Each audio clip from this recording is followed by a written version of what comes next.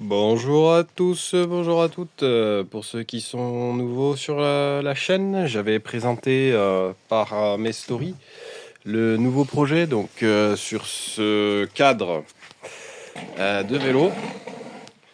Évidemment, le projet c'est de faire un vélo complet, tout suspendu. Donc on va suivre les étapes que j'ai fait une à une. On a déjà commencé avec déjà de passer la première gaine ainsi que de monter l'amortisseur Fox Factory.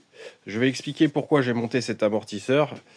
Bien parce que déjà c'est un amortisseur efficace qui permettra pour mon usage montagne principalement de faire le taf.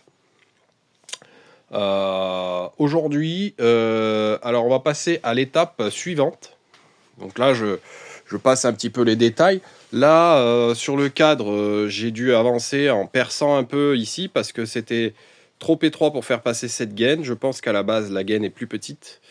Mais moi, pour la gaine que je voulais mettre, il fallait percer. Ici, j'ai rajouté donc guides, les petits guides de câbles.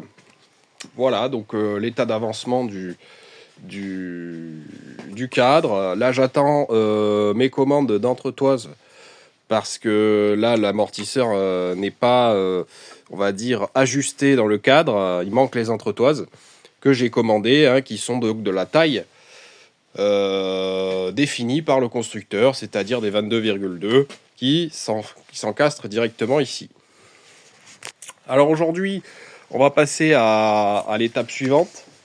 Je vais monter ce boîtier de pédalier, donc c'est celui-ci.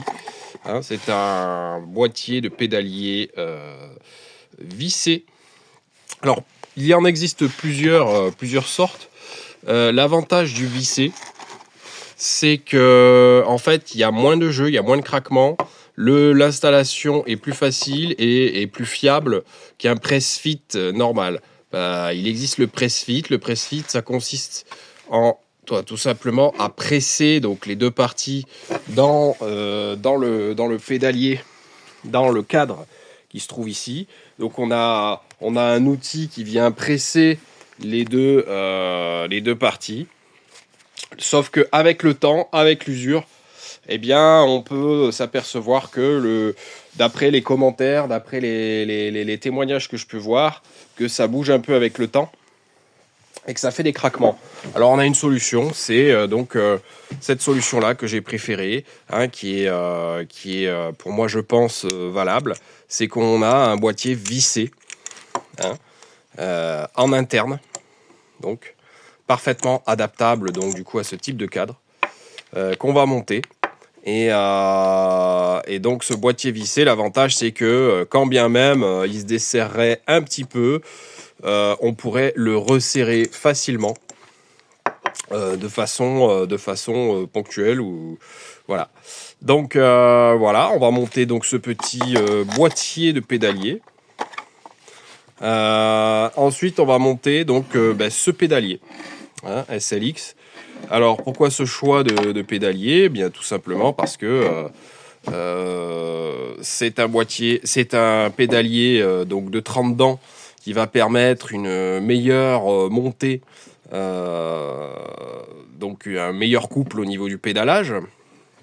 Le pédalier en lui-même est assez bien fini. C'est un boîtier assez haut de gamme. C'est pas le plus haut de gamme, mais ça reste quand même dans les tranches hautes, on va dire. Voilà. Hein, le rapport qualité-prix est intéressant. Et lorsqu'on veut avoir du haut de gamme, on va dire avec un prix intéressant, on a cette gamme de SLX et le vélo sera certainement monté en SLX Shimano, donc qui est une gamme suffisamment intéressante et assez haut de gamme. Voilà. Donc c'est parti, je vais vous montrer comment on monte ce boîtier de pédalier. Alors, il nous faut cet outil. C'est un outil spécial pour notamment les disques Centerlock. Ce qui vous permet donc de pouvoir vous accrocher dans ces cannelures. Vous voyez, hop, là on peut s'apercevoir que ça rentre dans les cannelures. Voilà, donc vous pouvez le trouver sur internet. Il y en a un peu partout, différentes sortes, on va dire. Ce qu'on va faire dans un premier temps, c'est déjà on va graisser d'une fine couche toutes ces parties-là, y compris les portées.